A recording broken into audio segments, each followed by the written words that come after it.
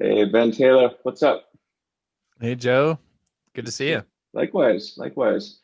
So, yeah, got Ben Taylor on the Data Nerd Herd. Um, Ben and I kind of go way back in the early medieval days of data in Utah. So, we find ourselves here today. I guess for the few people on Earth who don't know who you are, do you want to briefly tell people about yourself? Sure. So my background's in chemical engineering.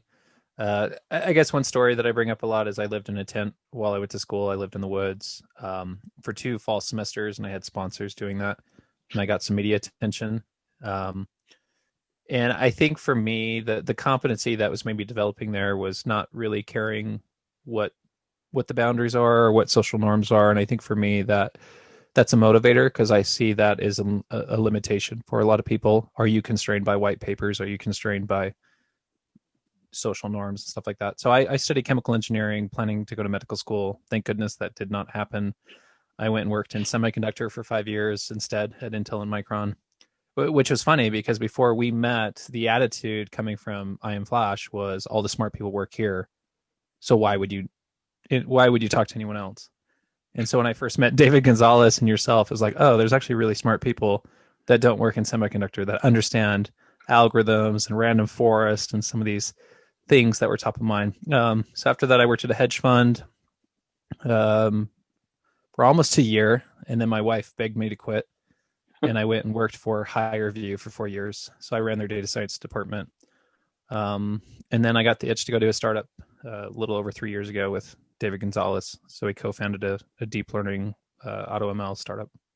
That's awesome. I think when I met you, it was at I think the first time we met, it was at I can't remember what conference it was. But yeah, I think you just left the hedge fund and I was at a machine learning startup and you're like, oh, do you want to buy a bunch of GPUs? We're Oh like, yeah. maybe, yeah. So, Were you at Pure Predictive yep, then? Yeah. So I almost joined Pure Predictive yep. before Higher View. Um, and I was having hard. I really didn't want to join an HR company because it just sounded so. HR just sounds It lame. sounds exciting. So, Well, I'm a big fan now, but yeah, at the time it was like, I don't want to. I think HR had a stereotype that HRs they're the babysitters of an organization. Their processes aren't interesting, but I think they're fascinating because there's unconscious bias. There's can you really defend why you hired someone like from a mhm, human perspective? And the answer typically is no. right. You'll kind of reverse engineer some excuse that sounds good, or I've talked to people where they'll say I can interview someone and in 30 seconds I know whether or not I want to hire them. And I'm like, "Oh, yikes." Like like what are you actually measuring in 30 seconds besides likability and similarity? Like not job related competencies. Yeah. Yeah, that's interesting. We'll dive more into that in a bit too. I think there's quite a bit to unpack in that. Yeah, I think we both have very, I would say, non-traditional backgrounds. I mean, I think before we started recording, we were talking about you still in like a climbing shop or something too. Yeah, so my learning to program started with HTML CSS in 2002 because I was living outside in the woods and I had a fan base and I had a blog, so I had to update my blog and I had to do that through code and I wasn't a developer. And then that transitioned into PHP. I learned the LAMP stack and there was a what was the name of it? There was an open source OS commerce. There was an open source PHP Oh e-commerce yeah, platform, and so I built my store on that.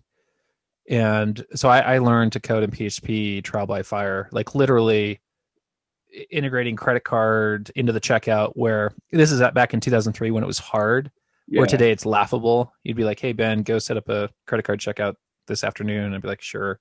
It'd just be like WYSIWYG to get it going. But in 2003, I was reading banking APIs for credit card merchants, trying to get this integrated, and I think I spent a week or two. I even remember giving CS students cash, almost like I'm a drug dealer on campus, for them to like fix one of my PHP bugs in production. So That's hilarious. I come find you and slip you like a 50 and have you like troubleshoot a page of my PHP code that I'd screwed up. Yeah, what was the I mean, were you climbing at the time, or were you just So doing I self-driving gear? so living outside, it it changes you. So I slept outside every single day in the winter for the entire fall semester, and I was very strict about it. I didn't take any breaks. So for 3 months solid, I was outside every night in Logan, and the coldest it got was 15 below zero. And the first 3 weeks I started this, I thought I'd made a huge mistake, but I was kind of stubborn. I didn't want to admit it. I wasn't sleeping well. But then once everything clicked, I fell in love with it, and so I thought I was going to start an outdoor company producing gear. So I wanted, like, what's the next generation of backpacks? What's the next generation of a bivy? Can I make the next Black Diamond? So that's what I was thinking about. And I even have sketches of like bivy designs, and I even made some bivvies. So I remember sewing. I'd go buy like the Gore-Tex, and I would sew my own bivy. I don't think I That's seam awesome. sealed it. I don't think I seam sealed them. I wasn't that advanced. And these things look so shitty. Like, so it's not like I'm a master tailor, even though my last name's Taylor. Like, this is not my trade, but I remember playing with that stuff. And then to start a business, I just wanted to do something in the outdoors. I was climbing at the time because I lived in Reno and I liked climbing out Oh, there. Like, nice. Donner Lake is gorgeous. You're close to Yosemite. And so some of the people I was going with, the idea came up that, well, we should just start a climbing store. Ben knows how to program. We can sell this online. But the goal was really to just pimp out our own racks. Like, Hmm. I think our initial pre-season order, which was quite large, like $10,000 worth of gear, I'm a huge fraction of that, at least a third of that, went on my personal rack. It's pretty hilarious. So, well, the other thing that is so funny is some of these rock climbing vendors, they were super cagey about e-commerce. I think after the 2001 bubble, and they were hurting their brick and mortar stores. And so we actually set up a brick and mortar store in Reno as like a front. Like, it Mm. wasn't even real, but we had a brick and mortar store. So we had Omega Pacific, who actually stopped by. We might have had another vendor physically come to our rock climbing store, which was didn't exist. It was like, I think it was like a construction shop where we said one of the rooms was going to be a climbing store, and then we just took it all down and sold everything online. But we had those. Like, actually, I think officially I'm still a Wild Country dealer, so I still have some of these dealerships that they honor. They won't open new ones. So if you have like an existing, it's almost like land agreements or something. So if you have an existing dealership agreement with Wild Country, they will honor that. But if you tried to open a new one, they will not, because the quarry down in Provo will throw a fit. Like, Right. they're not going to let someone in Lehigh suddenly open a climbing shop. I remember that back in those days too. There's still some reluctance in the outdoor industry, which I find kind of funny to go into ecom. Yeah, Backcountry.com actually had a very similar start. They had to open a physical shop oh, in order to, yeah, because nobody in their, no vendor in their right mind is going to sell to a website. I mean, God forbid. But it seems like it's getting better now. But yeah, it's kind of funny the yeah. evolution of some industries. Well, the one of my favorite memories with that rock climbing store is CCH Aliens. So there was a cult following for this type of cam, where one of the lobes was larger than the other one. And a lot of the trad climbers in the valley down in Yosemite swore by this. They loved Aliens, and for anyone that's done trad climbing, they are pretty addictive cams. Like, you play with other cams, and the flex. It was a very simple design, but people fell in love with them. So every day on the way to school, I would call the owner of CCH Aliens and ask where our preseason order was, and he would always fail his promises on a daily basis. And so, by me being the squeaky wheel, I get a large order, like $5,000 worth of CCH Aliens in, and they would sell out within 2 days. Like, just posting on a forum back on Mhm. rockclimbing.com, Oh they'd yeah. be gone. So I felt like there was no, it didn't matter how big the order was with CCH. They were so terrible with their supply process. Everyone, and I talked to the quarry down in Provo. I said, "Why don't you guys stock CCH Aliens?" And they said, "Well, our preseason order took 9 months to arrive."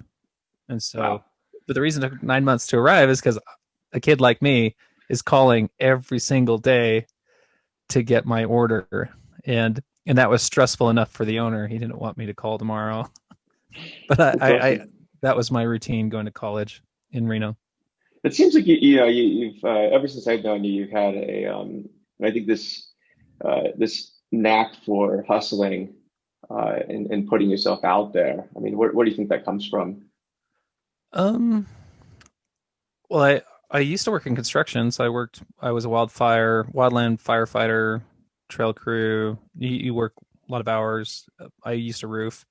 My dad was so Nice. worried about me growing up that he had me start roofing, I think before it was legal, where I was getting paid under the table. Because my dad's a doctor and my mom's a lawyer, and he was really worried that I'd grow up to be some spoiled rich kid, which is funny because I got a snowboard sponsor when I was 16. And so the snowboard and the shirts and the stickers showed up in the mail, and my dad was worried I wasn't going to go to college because I would just snowboard, which is super funny. Yeah, I mean, because it's kind of like you do right now anyway. So Yeah, maybe not professionally, but it's, yeah. I'm old now. I the things I would try in the snowboard parks when I was a kid, they would kill me now. right, I'll do a front flip to impress my kids, but that's about it. I right. I'm more about like just riding backcountry powder or groomers. I'll do spins today, like 180s, 360s, but The, nothing really where I'm getting upside down. the terrain parks these days too, they're a different level than they used to be. So Yeah. Well, in high school, I used to slough school, so I drop my siblings off at school, and then I drive to the canyons, and I would nice. snowboard all day, and I'd come back and pick them up and go home. That's the way school should be. Yeah, that is. Actually, one day, my mom, I bloodied. I was trying this trick that had a lot of centrifugal force, and I bit my tongue. So my tongue was like black, like I had like a bruise on my tongue, and I was showing it off at school. And my mom was smart enough to put two and two together to realize that I would not have that injury from a day at school. And so she was so proud of herself for catching me sloughing, she forgot to punish me, which was just funny. That's Um, funny. but yeah, getting back to kind of your original, or talking about behaviors and competencies that maybe matter, hustling or obsession. Um, I think careers are so funny because they're a mess, like all over the place. And if you look at yourself or myself, why did you make this decision? Why did you go here when you did? A big part of it's luck. So for me, it really, a big part of my boost in my career came from joining HireVue and building out their data science team and doing a lot of speaking for them. But at the time, I didn't know that that was the right decision. I was changing my mind between pure predictive one-on-one marketing or staying at I'm Flash. And every day I was changing my mind. And I was going to text HireVue the day before I was joining to tell them I was out. And my friend Jake Rainey told me that I'd be an ass to do that. And so I called them on the phone. I called the recruiter to tell them why and met with Lauren, the CTO, over breakfast and figured things out and joined them. And I'm very, very grateful for that. Hmm. Yeah, I think that looking from the outside, I mean, that was definitely what I think the inflection point for you was the visibility that HireVue gave you, and the visibility I think you gave HireVue too. I mean, you didn't really hold back on some of your Well, posts, but so, I yeah, I'm surprised Lauren put up with some of my posts because some of my posts caused a huge stir in the data science community. I've had one that people will still tweet at me to take offline. They'll ask me today. It's an old post. It's like 6 years old, but even today they will tweet at me and say that this is toxic and it needs to be deleted from the internet. I wrote a blog post when LinkedIn came out with LinkedIn articles. So I was one of the early people to get access to that, which really helped as well. And I was writing a post about how to hire your first data scientist. Like, what are the behaviors and competencies that you look for? This is top of mind for a lot of people. And in the title of the article could have been how to hire your first data scientist, and no one would have read it. So instead, the title of the article was "This is why your data scientist sucks." And the number of people that took that personally, like I don't know some stranger in Seattle. Like I don't know you, but I wanted to write it in a way that if your CEO was reading it and if it triggered them, maybe they would fire you. Like that's kind of how I wrote it. And the funny thing about that is, you're making good content if you're pissing off 20% of your audience. At least that was my metric back then. Because for all the people I pissed off, there were 2 or 3 people that fell in love with that type of messaging, and they've become lifelong friends, and they've become very valuable contacts.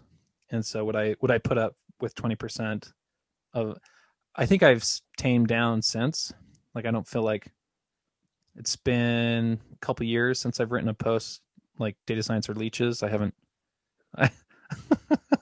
I haven't written a post like, yeah, I wrote a post a couple years ago. I said data science are leeches sucking blood from their hosts, moving from company to company, and yeah, consuming resources in the name of tuition or something. I can't remember what I said. It was wittier than that, but that was one of those things where uh, I'm actually reminded of, there's another influencer. His name's Andre. He works for Gartner up in Canada. He has done some posts that people have freaked, like but you would agree with his post. So he wrote a post that said, if you have to ask how to become a data scientist, you'll never become one, which I like, yeah. But that offended, he has a massive audience, like 200,000 followers. Yeah, I know what you're talking that offended a lot of beginners, where they feel like that is a question that should be asked, and help should come to their aid. But you and I were talking about this earlier. We hate questions if you can Google them. Yeah, they're kind of annoying. I mean, I was thinking after that though, I was thinking kind of what Tom Ives was saying too, and I'm like, yeah, I mean, I'm like at the age where maybe I need to be a bit gentler, but and there's some truth to that. But I think at the same time, right, like you need to go and discover answers. I think that's like a good trait for people. Like, so Well, Googling is a core competency that it we don't is. think about. Where so one of our data scientists at HireVue, he was doing some research for something related to automatic speech recognition. Because HireVue, we actually shipped our own ASR model internally in English using Deep Speech 2. Took a year to do it, to kind of figure it out. But this individual spent a week researching something, and then they came to a conclusion. And Lauren, the CTO, asked me to do the same research to see if I agreed with their conclusion. And within an hour, I disagreed. And the conversation we had was, "Oh, I'm a better Googler." Well, why are you a better Googler? Well, you've been Googling longer. You understand the type of search terms, and so it's not a competency that people really talk about, but it's very, like, think about like finding code on Stack Overflow, or you need to go find something that is very useful to a data scientist or to a developer to unblock, because we can't remember everything. Nope. No, and the thing is, the number of libraries, for example, that are out there, I mean, that grows every single day. Like it's impossible to keep up on top of everything new, and then you keep on top of new stuff, and then also trying to remember commands that you use, and there's a lot to keep track of. Yeah, I mean, thank goodness for Google. But yeah, I think we're in agreement on that. Where like you should, one of the core competencies of a good data scientist is just, I think, knowing how to find the answers, right? So, and I think a good engineer in general. So some of that stuff does frustrate me, where there's certain commands I'm looking up and I'm just wondering, like, why am I looking this command up? Because how many times have I used this command? Yeah, it's funny, on Stack Overflow, some of the highest upvoted responses are just common needs, like some bash command or some command that hundreds of thousands of people use on a daily basis, but no one's willing to remember it. So right. They go back to it. I think we've both done that. I mean, back to the data science, I guess the state of data science, when you were making your posts, your controversial posts a few years ago versus now, like what do you have noticed has changed in the field of data science? That's a great question. We have a lot more tools. I was actually going to steer that question a little different and say what's changed with me. Oh, well, we can go there too. I'm a lot less arrogant than I used to be.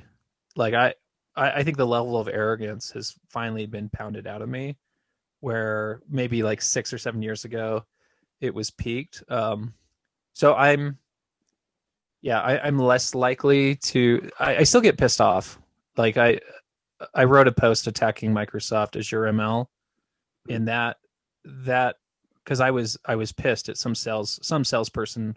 I actually went through the trial, so I did the Azure ML trial for a month, and they followed up and they said how's it going, and I said honestly I've tried a few times, it's a little confusing.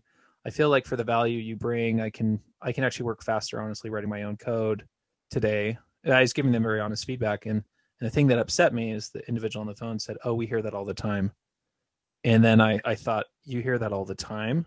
And so I wrote this blog post, and it was flagged by some sales individual on the East Coast who panicked and wanted to know if Microsoft was going to have a public response.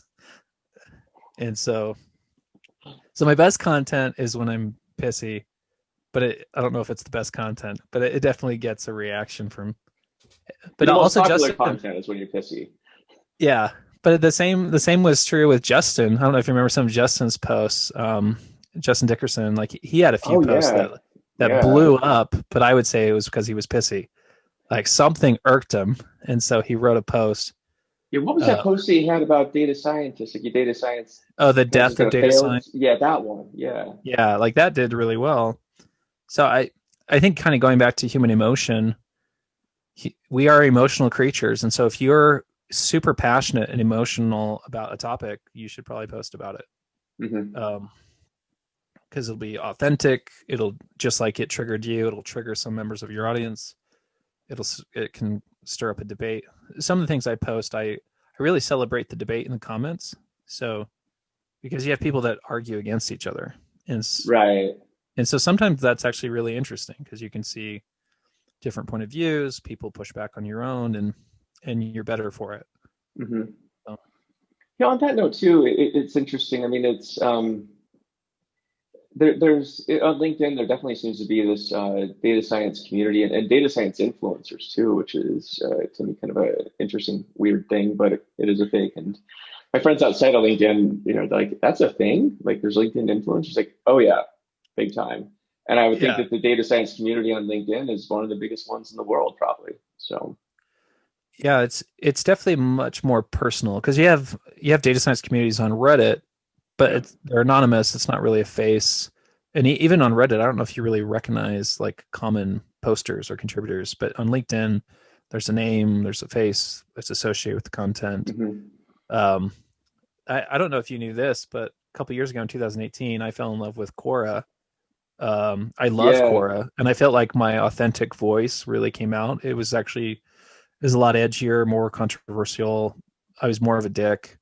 And within a couple months, I was number one in the world for artificial intelligence. Like I was just crushing it. I was pulling in 100,000 views a month, repeatable. Like it wasn't like a one hit wonder. This was sustained. And then when Chorus started paying me, it just didn't. It just imploded. Like interesting. Quora pays people for writing questions, not for people that answer them. And for me, that really frustrated me because some of the answers you put in a lot of work. Like how long does it take you to ask a question? Right. It doesn't take any time at all. And you have people that are motivated by that, and you probably have a lot of bots asking questions. And so realizing that they had that backwards, I just kind of Yeah, I remember which that. Well, there was that time when you were at number one. I remember that distinctly too, because I had been a core for ages, long, long time, and it used to be a great platform. I think it was one of the hidden gems of the internet. And now, I don't know, it's just the quality's gone I down a lot.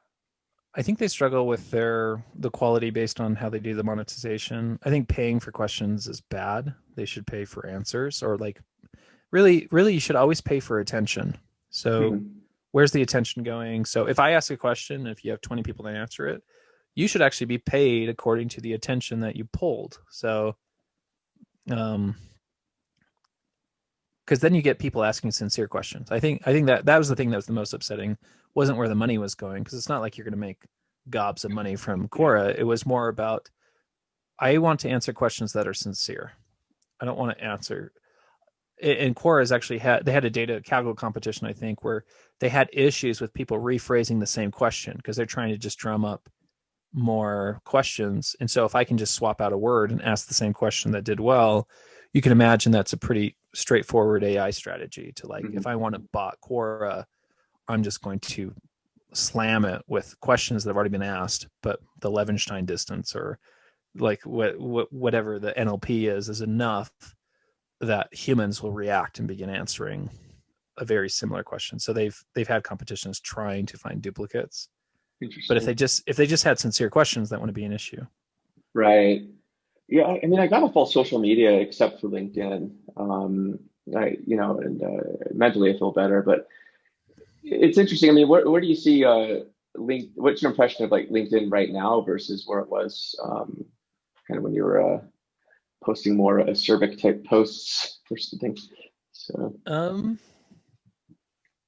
I still really like LinkedIn. It's one of my favorites. I feel like I can stay up to date if you're following the right people.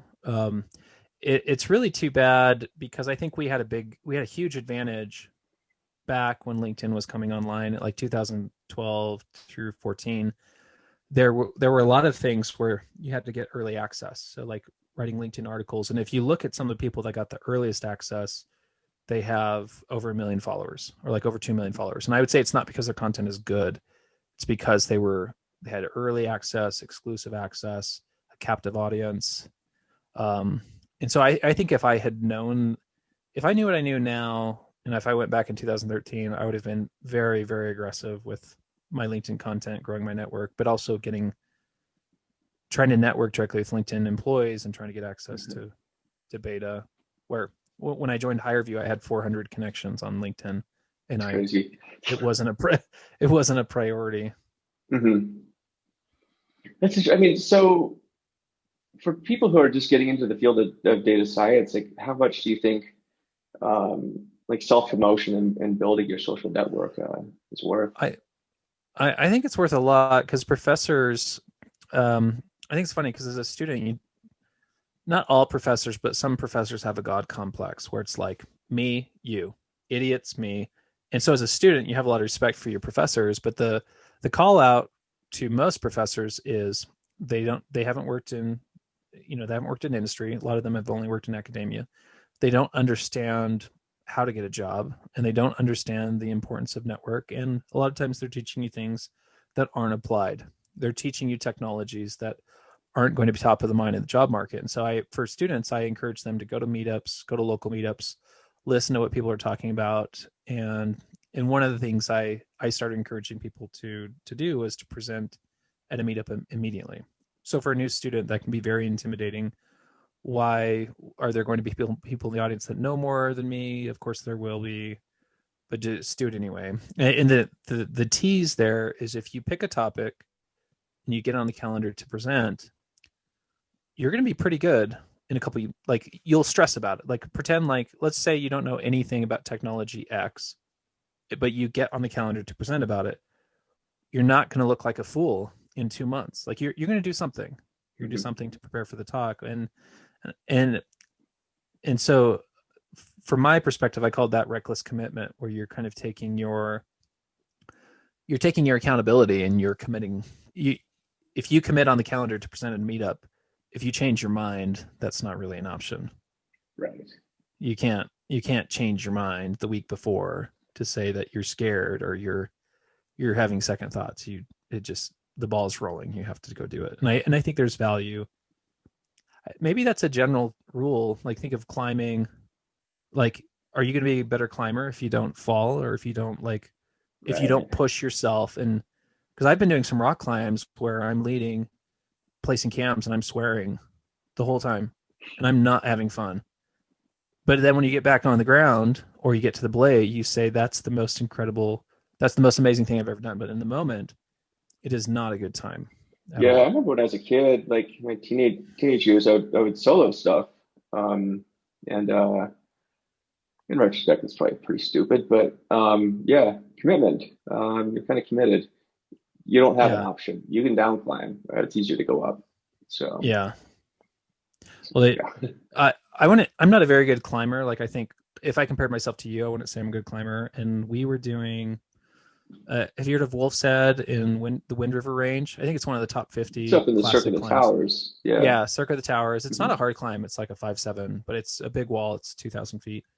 And we were up there and we got off route. Like we were on the top and got off route. And my climbing partner is much stronger than me, got burned out on this pitch. And it was one of those things where it was scary because we're not in a position to rappel, because it'd be like a 2,000-foot rappel with like unknown anchor points, and like you don't have enough cams in the world to, you don't want to risk that, especially in the Circuit of the Towers where it's cold. Like there's snow on the ground up there. And And at lonely. night, yeah, it's lonely. There's no cell phone reception. And so he got totally burned out like on 5 attempts on this pitch. And he came back and said, Ben, you have to lead this pitch. And I'm a weaker climber. And so I remember leading this pitch. It's right on the face. You got 2,000 feet of exposure below you. The wind's blowing, and I drop a cam, and I'm looking between my legs, and it just disappears. Like it doesn't hit the ground, you know, just like disappears. And in the moment, you want to cry, you want to scream, you want to give up, you want to like cry, or you want to call someone to come save your ass. But you're in a situation no one will save your ass. And so I remember I ended up doing that lead. And for me, that was like one of the most powerful moments of my life, because I remember sitting there on the edge looking down, and it started to hail like right when I finished that lead. Oh, geez. And we didn't get back to camp till 3 a.m. But I remember thinking like, but it's so interesting because in the moment, it's panic. It's like in the moment you're trying to do everything not to panic, and it's not. But hindsight, it's a growing experience. So I think people need to find more growing experiences in their careers, and I think that's one of the things you and I react to is we want to hire people with passion and obsession. We don't want to hire people that are normal or curious like that. I'm not excited to hire anyone that's normal. Yeah, definitely. Yeah, I think unusual backgrounds, as long as it doesn't involve like um, anything malicious, I think is a good thing. So yeah, but again, you and I think are pretty rare in that respect. We just have like sort of a feral upbringings and backgrounds. I mean, I lived out of a car for a while, and kind of a climbing bum, and ended up in Utah on accident. Really, was at the outdoor retailer show visiting some sponsors, and I was like, I guess I'll come back to Salt Lake, and I thought I'd be here for a few weeks, and that's Oh I guess it's yeah. when I get domesticated. It's just yeah, came here. But the climbing here is really good, right? And the outdoors here is really good. A lot Yeah. more crowded now than it used to be, but back when I Well, was here, I mean, Lehigh was like a field with a convenience store halfway between the interstate and American Fort Canyon. There's nothing there. So yeah, it's really blowing up now. And actually, I I have a Can-Am, and I love riding the ridge trails on Draper Ridge behind Lehigh. But now they're officially all illegal. These trails have been there for 50 years, but now like if they see you up there, they're supposed to call the cops. Apparently, you can get a fine up to $300, which really isn't that bad. Like if you want to stop people, you need to threaten to impound their vehicle, and then they won't do that. But if it's a right. $300 fine, people are going to continue to rally on top of Draper Ridge Hmm. for as long as they can get access. Which, yeah, so it's too bad that that's starting to get shut down, because when we moved in, Lehigh was there's so much to play on these foothills here. Yeah, yeah. It's yeah. What's your speaking of Utah, like what's your thoughts on the Utah tech and data scene right now? I I think it's great. Like uh, I think you tease me sometimes because I'll post things on LinkedIn, or it's either you or Seth where they'll say like snow sucks, Oh yeah, I do that. Yeah, Ben's go to wrong. Denver. Yeah, go to Denver. So the thing that's really special about Utah is we have the skiing, climbing, mountain biking, fly fishing, we have snowmobiling. You have all this stuff here, but the thing that really differentiates it from Denver is you can do all that stuff before work. So Denver, it's far enough away. You're not going to do a dawn patrol. Um, No, well, I guess this is the distinction. So you could go do a dawn patrol in Denver and get back, but you're not going to do a dawn patrol that would justify being on the cover of Powder magazine. right. Where in Utah, you could do that. Utah, you could easily go do a run that could be on the cover of Powder. Like and we have these shots. Like Utah is it's such a photogenic state. I'm a huge fan of Mount Superior. People call it Jewel of the Wasatch. It's one of the top 50 backcountry ski descents. Uh, it's I've had some days on Superior where you get to the bottom and you wonder if you'll just leave tech completely. But then all the other ski bums show up with their duct tape on their ski gear, and you're like, oh, I better go to work. Yeah. Yeah. Yeah, I've had many days going up to Little Cottonwood, hitting snowboard, and then going climbing same day. And then you can go get lunch at a pretty nice restaurant too, right? So Yeah. it's got a lot of access. I mean, there's a lot of people moving here now, and I think the secret's out. So even if I do tease you on the LinkedIn post, it ain't gonna make one bit of difference because everyone's coming here. So Well, I've been blown away by how many people from San Francisco are moving into our new neighborhood. Like the number of interesting. people posting on Facebook where they're coming from San Francisco right now, moving in, families, they're in tech. I think COVID's helping with that because the remote work culture, that's normal today. But the funny thing is I've known data scientists who've really struggled to get jobs remotely previously, where the feedback I gave them that, well, yikes, like you kind of have to be principal level. Like if you're a principal level data scientist, you can live anywhere you want. But now with COVID, anyone can live anywhere they want. Like you could be a junior data scientist, and with the right company, no reason you can't go live down in Mexico Hmm. or further south. Yeah, the Bay Area increasingly, from people I talk to who are moving out here, it just seems kind of pointless to stay there. Like city shut down. You can't even go for a walk without maybe getting a ticket, or then if you do, you're gonna trip over a needle. During the Yeah. summer when there are the fires going on, it's like you can't even go for a walk. 'Cause you'll probably die, or be Well, sick. So it's so sad because I've gone to San Francisco a lot the last 5 years. I've enjoyed going there, but the homeless the homeless problem, if you go there early and you want to go into a coffee shop and work, it's gross. Like um Gonzo and I, we had some really important things we had to do. I don't know why we had to go to a coffee shop with internet, but we did, and we went to Starbucks at 3 in the morning, and it was scary. Like it's like you have to like walk through this homeless wall to get in, and then homeless people were following you in, and the Starbucks employees were yelling at them to get out, and it all smells like, smells like crap outside and pee, yeah, and the that's pure pretty storage funny. guys were making fun of us. They're like, you went to Starbucks at 3 in the morning? Like the look on their face of horror, just anticipating how unpleasant that I mean, you must have have been. Gonzo with you. Gonzo is basically, for those people who don't know, Dave Gonzalez. He looks like a bouncer. Yeah. He's like 250 pounds of like pure muscle, so and bald.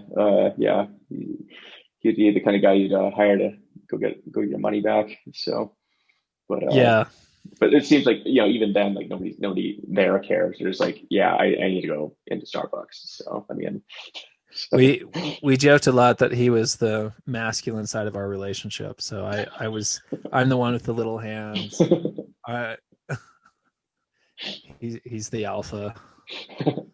that's pretty I funny. actually there's a really funny story with me and Gonzo early on. We got invited to go pitch to Microsoft Ventures up in Seattle. And this was before we quit our full-time jobs. And so we told Microsoft Ventures that we're not quitting our jobs and we're not relocating to Seattle. Both of those things should have X'd us out of the program, but they said, oh, no, it's fine. We'll pay for you two to fly up and pitch. And so we went up there. I booked the hotel. We go to the hotel and it's one bed. And I say, how much is it to upgrade to two beds? And she said, it'll be an extra $20. And I think in the spirit of acting like an owner and hustling, I said, oh, we're fine. And so Gonzo and I sleep in the same bed. And it's not like sleeping with your spouse. We don't sleep at all. And this is the night before our pitch. And so we go into the pitch just super, running on no sleep, really irritable. But the funny thing is Microsoft was paying for all of it. And so the $20 saved we didn't save anything. We saved Microsoft $20. Uh, so that was a funny experience. In the That's funny feedback, because Gonzo is the size of a bed. So yeah, I don't know how you exactly. fit on there. Did you like lay on top of him? Well, So he was big spoon, I was little spoon. I was just kidding. that's cute. Yeah, I don't remember the details. I just remember neither of us slept at all. Yeah, but the best part is, I guess a flight from Seattle back to we had a flight from Seattle back to Salt Lake, and we had Bubba and Dave Oldham, both from Utah. So it was fun to share an entire flight, essentially, with four people, That's cool. just talking about startups, and because they had gone up there as well to pitch. But I think there's something that really special that comes from just the founder community, people that are willing to risk and leave their jobs. Mhm. There's a lot of just empathy. Like you kind of love them and appreciate them, and but really you understand the knot in their stomachs, where until you go do it, you don't understand it. Totally agree, because doing it too. So Yeah, yeah, it's just it's yeah, it's just really hard to explain. I guess it's like explaining like raising children to people who don't have never had kids or something. I think or some yeah. analogy. Yeah. I thought of it as pets versus you're a pet versus a predator. So as an employee, you're very much a pet. Like your paycheck's going to come. You could get fired, but you can go get a new job. You Hmm. know, if you're good, you'll go get a new job. Getting fired is not that big of a deal. Um, but if you are footing the bill, paying payroll, if you are a founder, you actually don't have the option to quit because other people depend on you. You have other people dependent on payroll, other employees. You can't just wake up one morning and say, "Screw this, I want something else." There's a very real commitment that, especially when you raise money from people, there's a very real commitment where you are in a way trapped. But if you want your day to be better tomorrow, you need to go hustle. Like you need to go kill your prey and earn your keep and do what you need to do. The other thing that I like about the market founder story, the market is incredibly fair. Like really, if you are delivering a value product to fill a need, it doesn't matter if you went to Stanford, doesn't matter who you are. You can be incredibly successful. But at the same time, the market is doesn't care about your personal situation. So if your wife has cancer, if you're going through a divorce, if your kid is sick, the market doesn't care about that either. And so there's kind of this two sides to this coin. One side, it's incredibly fair. It's the American dream is yours. You can achieve it if you do it right, or it'll kill you, and it won't think twice about it. It's not going to lose sleep over killing you. Yeah. It's yeah, like even last night I started working at yesterday 5 in the morning. It didn't stop until almost 10 p.m. Mm-hmm.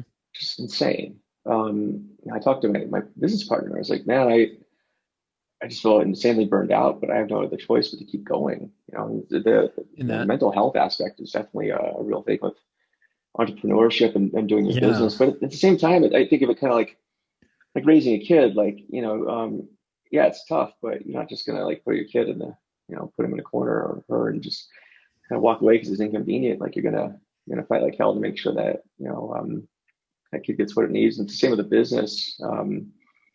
When it's yours, and you got skin in the game, it's a much different thing. And I do agree. While as an employee, it's like you have some skin in the game, but if the operation yeah, fails, right? It's like that sucks for the owners, but you can go on and do your own thing. It's a way different mentality when you have to eat what you kill. yeah. You think I mean, you guys got bought by Data Robot. I mean, would you ever go back and do another startup? I think I would. There's something about it that I think is just really exciting. You learn a lot of lessons along the way. One of the topics I really like is the idea of urgency versus strategic thinking, and you really need both. And so urgency can drive shortcuts and things that just have to happen, like budgets and timelines. Like this just has to happen. And but strategic thinking is also important because sometimes you can get like an ostrich with its head in the sand. Yeah. You can be so focused on urgency, and there's very much such a thing as a bad customer. So you can land bad customers where you're chasing urgency. You need the revenue, you need the cash, but then the amount of attention and stress that they pull on you. So that's really interesting to me because if you can't just be a strategic thinker. You can't just go raise money and sit on your ass and Pontificate all day. yeah, and Yeah. pontificate. Planning this big thing. You need feedback from, and I think the other thing I've learned too is uh, every product idea is wrong, and it's not. I'm not just saying it's wrong until tested. I'm just saying it's wrong, and so whatever you're going to go test, you will change it. You'll get feedback, and yeah. So I really like that side of it. I wanted to kind of hit on this mental health thing because I think it's something with that people they maybe don't appreciate with founders. So I remember in the spirit of urgency, you're so busy. Sometimes you actually don't have a chance to really check your mental health. And a couple years ago, I remember we had some crazy heroics. Gonzo and I were essentially sleeping in the office during Christmas. And I, not sleeping, I mean we were like Ubermanning. Like we were Yeah. working 4 hour shifts, 15-minute naps, pair programming during the week of Christmas, and doing our coffee walks, and we're just cranking through in the spirit of urgency. We just have to do this, like based on the contracts and timelines. And I don't think it was then, but kind of around that time, I remember my wife asking me randomly in the car, "Are you worried about dying?" Like it, she Oh, wasn't well, bringing this up based on the start. She just was just I don't know what we were even talking about, but she asked that, and I responded, and I said, "Absolutely not." But the speed that I responded, it kind of made her pause, and she said, "Well, why are you so sure?" And then I said, "At least I would have a break." And what I'm bringing up is I was never suicidal. Like I'm not, I never once during the startups did I think, oh, I need to just off myself. But the idea of right. like, oh, like I got hit by a car today by chance, like that sounds like relaxing. Like that sounds like getting a break. And then the other memory, like not all of it was that dark, but those are just interesting memories to have. The other one I had is my wife forced me to go on a vacation to Mexico, which sounds funny to say out loud, but it's in a startup you can't go on vacation ever. And so 5 of her girlfriends were going down to Mexico with their husbands, and she said, "This is non-negotiable. You are coming to Mexico." And so I said, "Fine, I'll work from 2 in the morning till 9 every morning, and then I'll exist." And so I doing that, I remember sitting on the beach by myself in Mexico, 6 in the morning. I'm watching the sunrise by myself. And out loud, I think I said, "If my startup fails, my life is still worth living." And like That's that, cool. like these are some of like, obviously obviously that's true of everyone. Like your business can fail in epic fashion, and failure is actually not, if your startup fails completely or if ours did, it's not a loss. Like that experience is very, very valuable, and that experience is actually recognized. So I've known failed founders who have got very exciting job placements in Amazon and other places where they respect that experience. Or if you or think about VCs, how they perceive you on the other side of a failed startup, they don't see you as a failure. They see you as someone who's not bright-eyed and bushy-tailed, someone who will appreciate product market fit. Because Hmm. new founders don't. They don't appreciate that. They don't understand the horror of product market fit and how it's easy to say, it's impossible to do.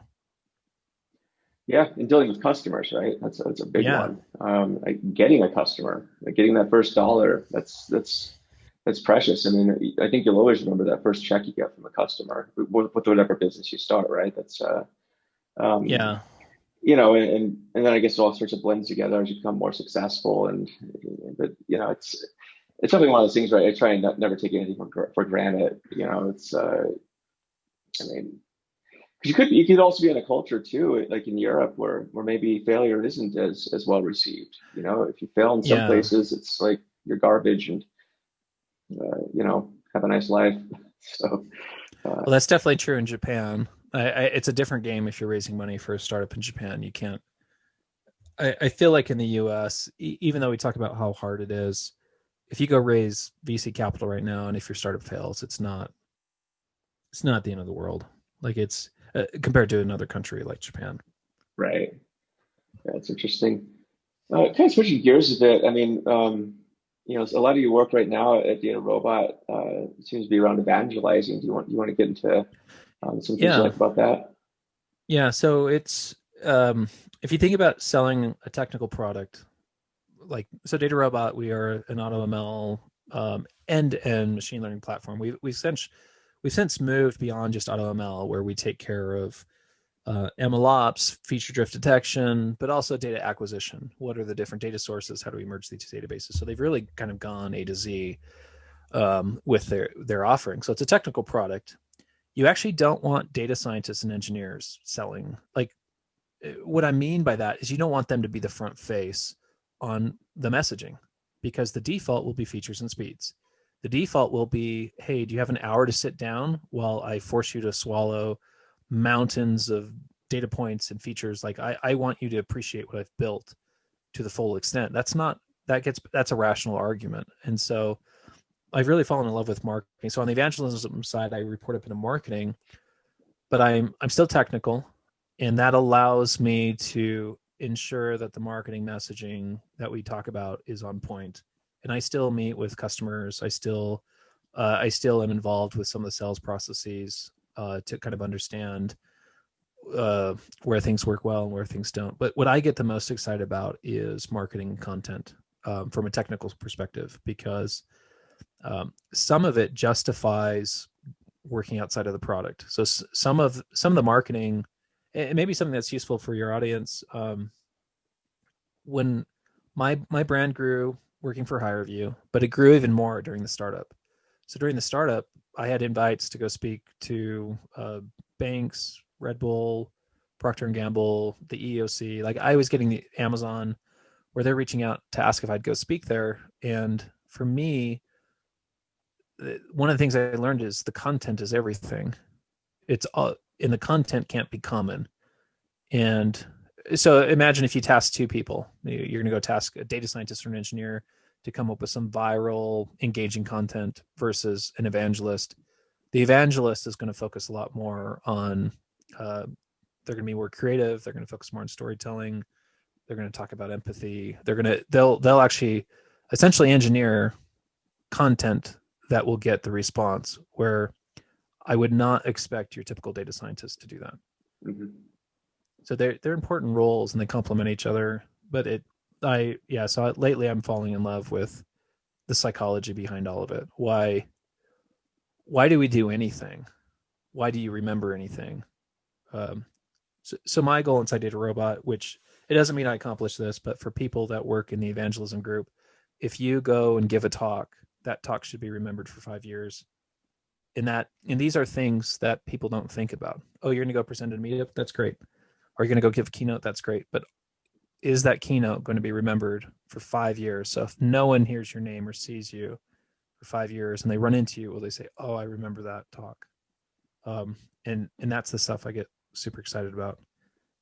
How can you engineer, how can you build a predictable talk that will deliver most of the time? Mm-hmm.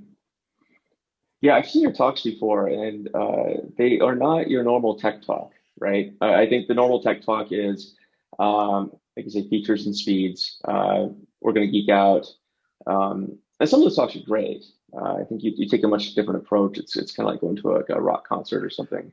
So it's, yeah, a lot of it depends on the audience, and I've definitely given some terrible talks. And maybe you've seen this as you've known me. My style's improved, and I've noticed this. I've become a better speaker, but there's so many different types of talks for different audiences. And actually, you're reminding me. I used to be a critic.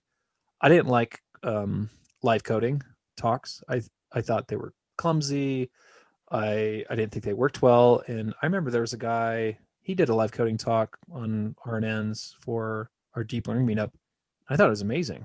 That kind of changed my perspective that, oh, if you prepare for a live coding demonstration, you can actually, it can be a huge win. People can get it, they can understand it. You can make a few mistakes and correct them in real time, and people will follow you. So I haven't given a live programming talk. I don't have one scheduled, but that's definitely something I'm thinking about. Is that something I would want to try? And most of my talks are geared towards line of business executives and people that wouldn't want or appreciate a talk like that. But my goal with my talks today is to kind of push people, to inspire them to think outside the box and dust off the shelf and get to work when it comes to what AI can do. On that note, I mean, where do you see AI going in the next 10 years or some number? I'm really excited because I think we're look at what's happened in the last 10 years. I think 10 years ago, would you even think that AI could do what it can do today? Like with GPT-3 and with some of the performance and speech recognition, like it was so clunky before, so brittle.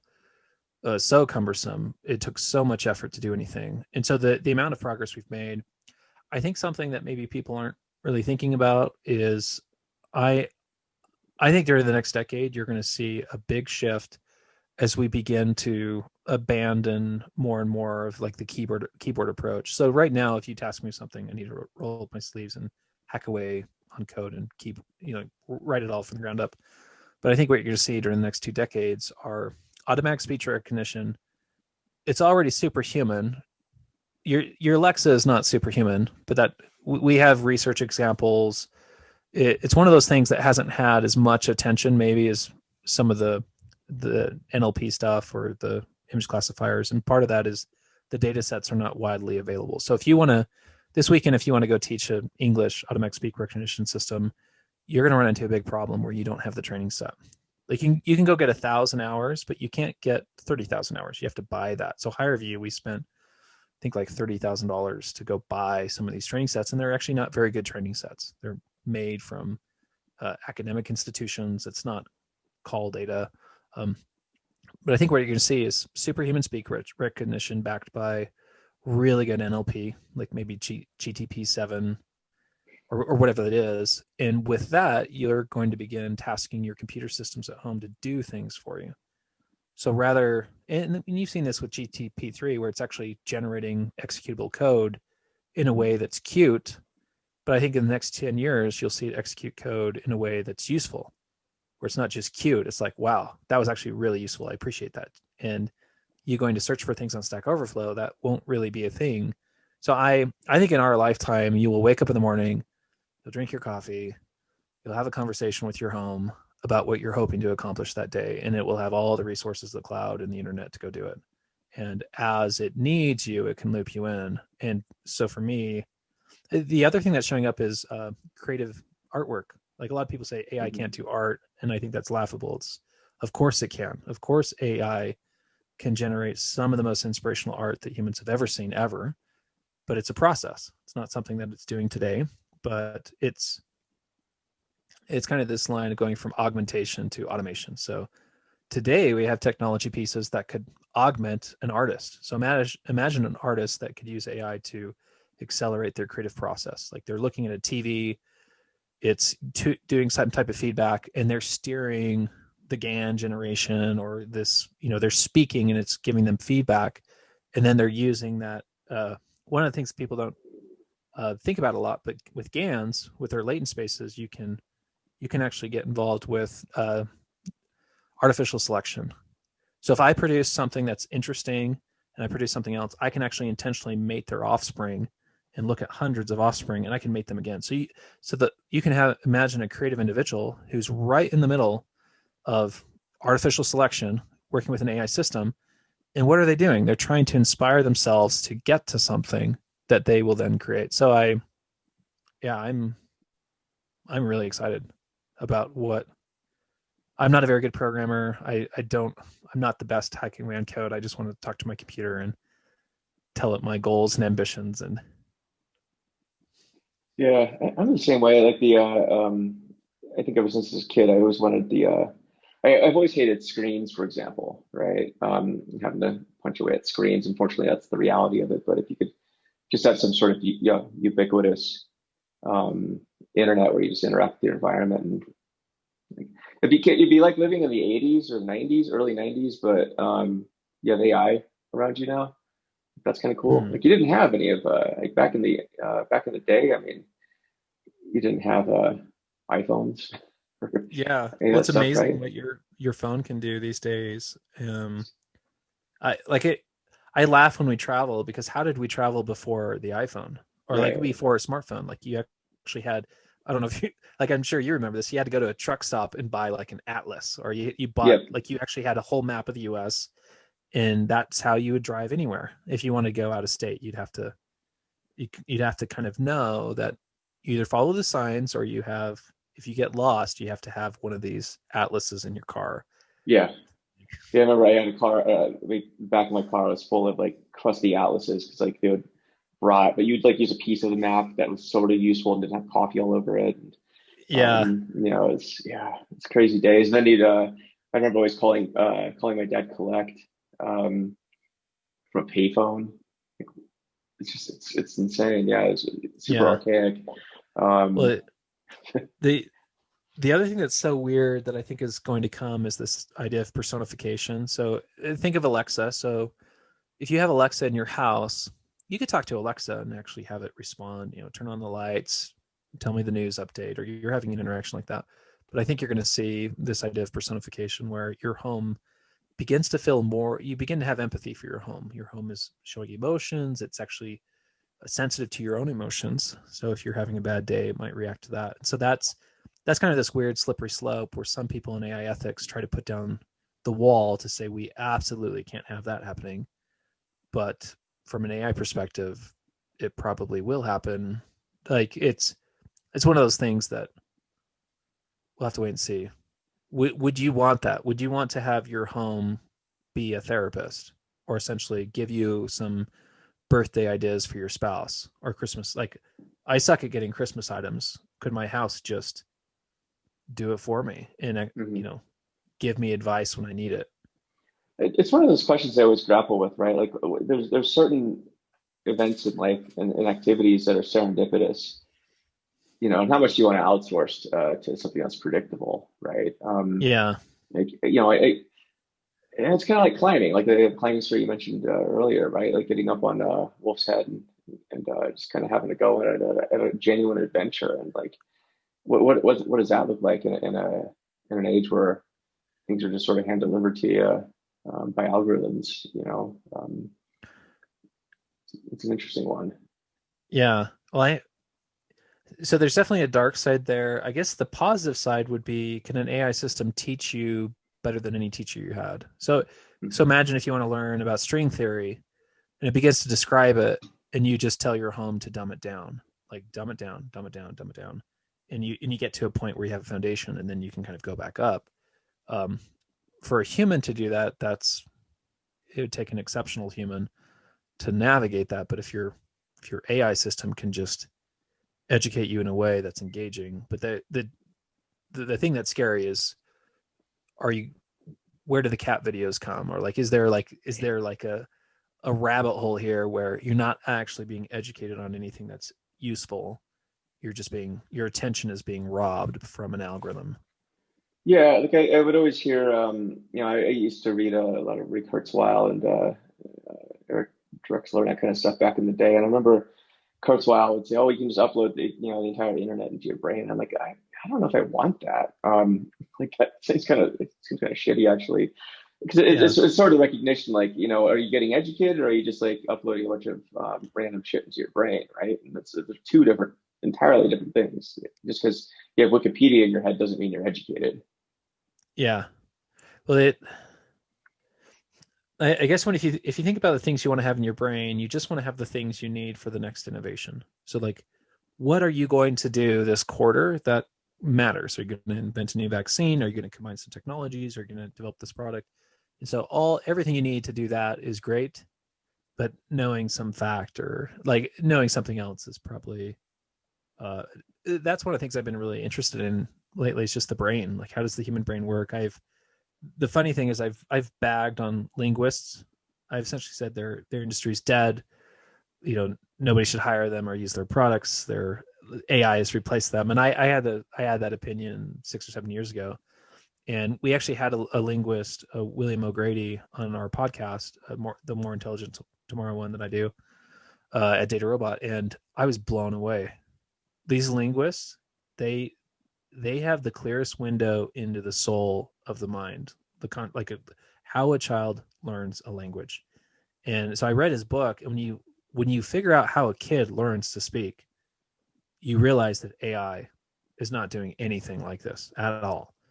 Um, so that because we built automatic speech recognition systems, so I'm familiar with the process of how it'll take words, it'll put it through an acoustic model, and then it'll put that through a language model, and it'll segment the words out and leveraging the language model. But the thing that blew me away with kids is they they do one word one shot learning, which we're already familiar with images and things. They'll hear the word hot dog or hot dogs once, But the thing that blew my mind is they will actually segment hot dog and the plural ending S immediately. They've never heard the word before. They heard it the first time. They segment it immediately. And that brings up the power of the human memory. I think from an AI perspective, we make fun of the human memory, that humans suck at memory. We don't, that's why we need AI. But that example I just brought up, your baby, your little child can do something that an AI system can't do today. Like it, not just something, it can do so many things that would intimidate an AI engineer to be able to do something like that. So it's super interesting. Yeah, I remember I've really, yeah. when GPT-3 came out, I remember we were texting about that. I think you were kind of you're like, yeah, this is, well, I mean, it's nice, but this isn't like real intelligence. This isn't how a kid learns, right? We're going back and forth on that because I remember seeing GPT-3 too, and I was like, the examples are pretty cool, but they're I think for people like us, it was more of I think an illustration of what could be possible if you sort of extended that out a few years. But it wasn't like I said, wow, this definitely going to take over the world at this point. Yeah, it's not, there's no linear path from GPT-3 to consciousness. So GPT 100 is not going to magically be conscious, but is it useful? I think it's very useful. I think you can do a lot of things with these GPT nets that are very, very powerful, and they might be a key component in some of these AI systems like GPT, like a smart home, your personal AI assistant, stuff like that. But I, I'm really excited about the idea of what's going to come next. So what's after deep learning, and and I think studying how children learn is really interesting. So when it's, and you've seen this firsthand. So when you show a child a dog, everything's a dog, everything with four legs. So a horse is a dog. And then you slowly begin correcting the child, and the child will figure out that, oh, that's a horse, this is dog, and everything else is a dog, and no, that's a sheep. And so you correct the child. But the other thing I really liked is that a child is really good at, first they learn nouns, so things, then they learn verbs and adjectives to kind of to describe the world they're around. And a child will they're really good at assigning adjectives to something like a dog. So if you come in the room and you're holding a dog and you're a kid, and if I say, oh, is it fluffy like a bunny? Is that bunny fluffy? The child will not replace bunny with fluffy. The child is so smart, it will sound fluffy. It'll assign fluffy as a descriptor of this thing, the bunny. And so some of those details you get into, AI systems, they don't comprehend, where a baby will immediately forget language, just the language of the physical world. A baby will anticipate and comprehend. And the other example I love is an AI system today. If I put an eye below my nose, it'd still classify me as a male, and it wouldn't have any issues with that. But if you did that in front of a baby is going to be staring at that eye because it's so weird, and it's going to be imagining where it should be. And the baby doesn't even have to speak. It's going to be doing something that AI systems can't do very well. So I'm super excited about us. You and I will live long enough to understand the human mind better than we ever have. And I think that is very exciting. Yeah, I totally agree. Yeah, I'm interested to see where things go. Like I know deep learning isn't it's funny, when we met, deep learning wasn't it wasn't even popular yet. I think we were still like in the SVM tree-based world, and then the deep learning came about and made some changes. But I know Gonzo always jokes about the SVM winter. So it's I remember, people that I've worked with, they're like, oh, neural nets, nobody's going to use those, or black boxes. They suck. They don't fit. Well, we definitely went through 2 neural net winters, and I don't think we're going to go through another one. Like, deep learning is useful. It's in production. It's offering value. Self-driving cars, the progress they're making, even people that push back on that, it's very impressive what you can do. Oh, yeah. And in the last 5 years, the storytelling, which is really the defensibility part, has come a long way to satisfying the subject matter experts to using deep learning in applications that matter, like healthcare and other things where mistakes have high consequences. Mm-hmm. So I don't anticipate another neural net winter. Maybe we'll have maybe data science pay will go back to something reasonable. Yeah, Maybe that's the winter, is you'll actually, you'll kind of have a settling out of the market. I think that's coming. Um, I think part of it is the just the term data science. I'm not sure what it means anymore. I think back in the day, it sort of meant somebody who was, I think, doing machine learning stuffs, but I don't know. I mean, in the interest of like getting candidates to apply to your job, I think people just put data science in almost everything now. So it's like catch up. It's the Yeah. yeah. So Well, it's a complicated role to hire because you actually have to understand what the need is. So a lot of people yeah. that post what they want, they actually don't know what they need, Hmm. and they're robbing their job description from others. And there's a lot of people online that make fun of these job descriptions, how no one is qualified, or Right.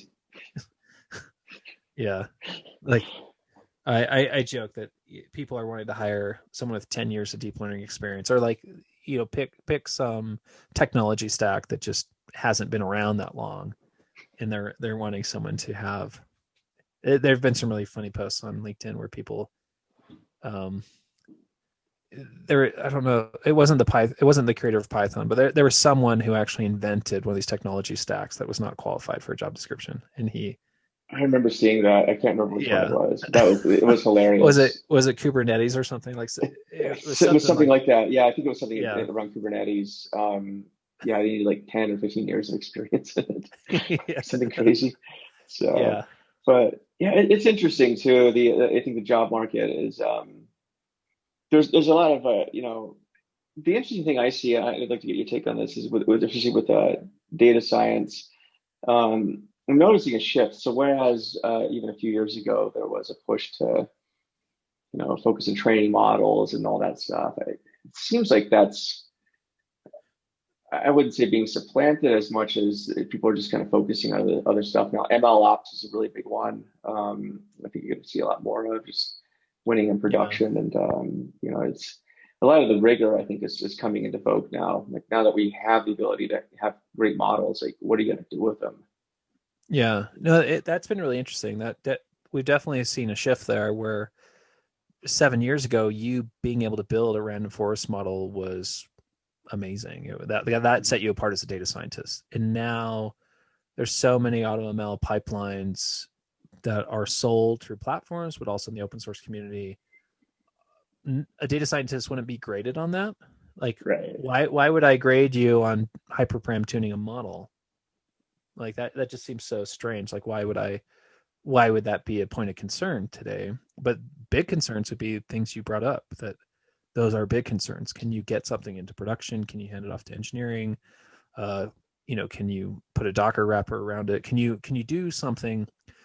The biggest issue we see in data scientists is they can't build anything that will outlast themselves in the job. Hmm. So when they leave the job, their work dies and never actually went to production. So we're seeing a lot more focus on productionizing and honestly scaling too. There there's some scaling. I'm a big Docker fan, and I feel like, but that I also went through the pains of like VMware or like these other virtual platforms where you're like, oh my gosh, like it was a miracle to have something talk to something, and Right. now uh, yeah. So I feel like something like Docker just brings so much predictability and control, and um, the other thing I think about is we're standing on the shoulders of giants. Which is great because it's a sign of progress. So you doing something in data science today, the, the other thing I'll say is the principal intern today is the free intern tomorrow. So the stuff that would require you and I to roll up our sleeves and be very difficult to do, like an example would be merging data types. So, oh, you've got text, image, and structure. Do you want to bring those together in a single model? That might take a principal consultant today to do that well, but there will be some open source stack, like Ludwig from Uber is one that can do stuff like that. It's still kind of early on, but yeah, so it's great. We're working on new things. Yeah. So to see where it all goes. Um, Well, cool. I think we're coming up on time, but hope you had fun in the chat. Love to have you back Yeah. sometime. It's always a pleasure talking to you. I feel like we can just keep talking for hours. So Yeah. Well, I forgot to bring up AI religion. It's we'll already talk about here. that. Yeah. We'll cover that next time. That'd be a fun one to talk about. So, um, Yeah. yeah, for sure. Well, Well, awesome. it's great to chat. Thanks, Joe. This was fun. Yeah, of course, Ben. Yeah, until next time, we'll talk to you later. So, Okay. all right, see you, buddy. See ya.